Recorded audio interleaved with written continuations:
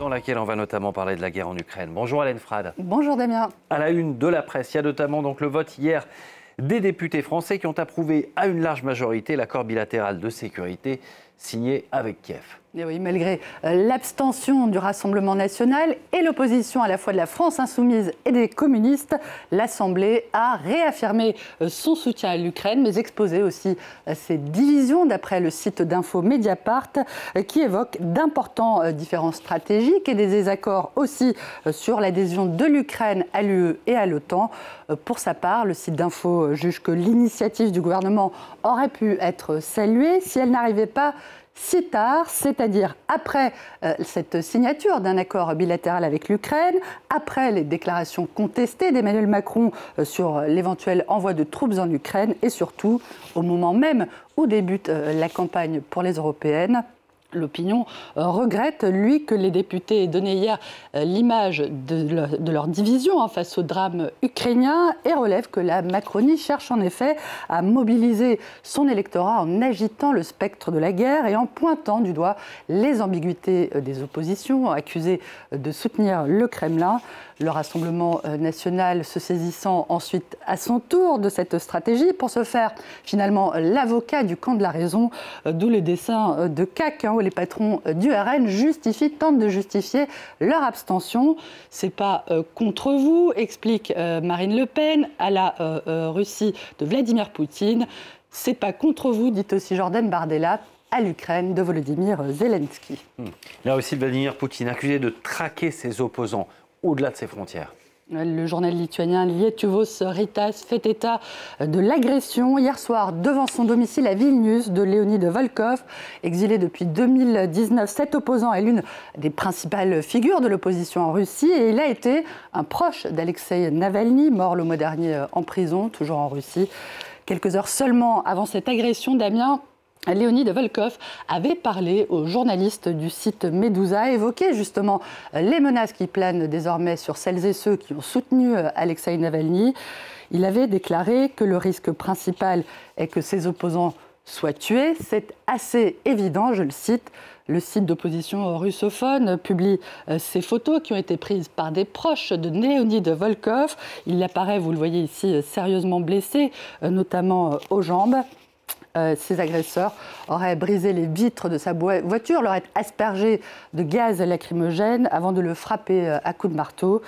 Ils ont littéralement voulu me transformer en schnitzel, en escalope viennoise, a réagi l'opposant sur son compte Telegram, où il affirme que cette agression dont il a été victime, est typique des méthodes des hommes de main de Vladimir Poutine, qu'il avait accusé il y a 2 jours seulement d'avoir tué, je le cite, Alexeï Navalny et beaucoup d'autres opposants russes avant lui.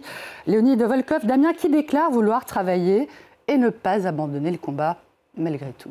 Lui est toujours en Russie et pour cause, il est emprisonné. Vladimir Kara-Murza, autre grande figure de l'opposition au Kremlin, condamné à 25 ans de prison pour avoir dénoncé la guerre en Ukraine, eh bien, il poursuit lui aussi le combat. Dans une tribune publiée par le quotidien américain Washington Post, l'opposant dénonce depuis la cellule de sa prison à Omsk, dans le centre de la Russie, le simulacre de la présidentielle qui va se tenir de vendredi à dimanche prochain. Une élection, entre guillemets, où les seuls concurrents auxquels Vladimir va être confronté seront des candidats symboliques issus des partis d'opposition, entre guillemets, officiellement autorisés, faisant tous de grands efforts pour éviter toute critique envers Vladimir Poutine et soutenir sa guerre en Ukraine.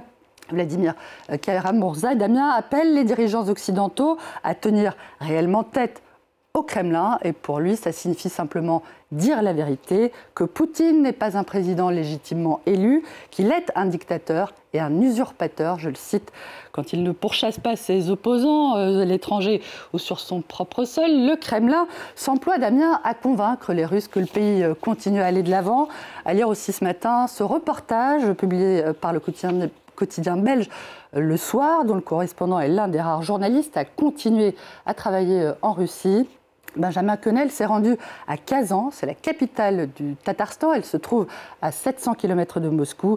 Et cette ville est devenue la vitrine du régime pour afficher la modernité russe. À ce titre, d'ailleurs, la ville a été choisie pour accueillir 2 sommets importants, des Jeux sportifs en juin et le sommet politique des chefs d'État des BRICS, qui se veut être un concurrent du G7. Kazan ou Elena, une informaticienne, Damien, explique que pour le Kremlin, le sport et la high-tech, c'est déjà de la politique. Les Jeux du futur, comme les autres pseudo-événements internationaux, étant organisés pour montrer aux Russes le visage joyeux du pays, entouré de pays amis venus du monde entier. Une illusion, selon elle. On ne se quitte pas là-dessus, Hélène. Sans transition aucune, histoire de vous changer les idées, Damien, je vous propose de jeter un cil au Washington Post à nouveau, qui rapporte qu'un groupe de scientifiques et des ONG de défense de l'environnement ont écrit la semaine dernière à Emmanuel Macron pour lui demander de limiter les importations de cuisses de grenouilles. Motif de leur inquiétude, la disparition de près de 40% des amphibiens à travers la planète.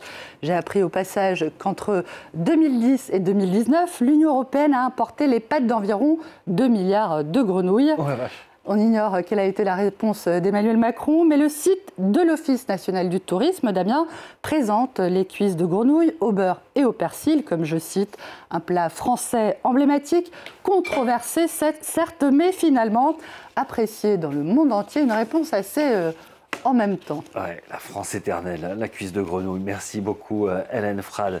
Et merci à vous qui nous suivez sur France 24. Le prochain journal et la suite de À la Une, c'est dans un instant.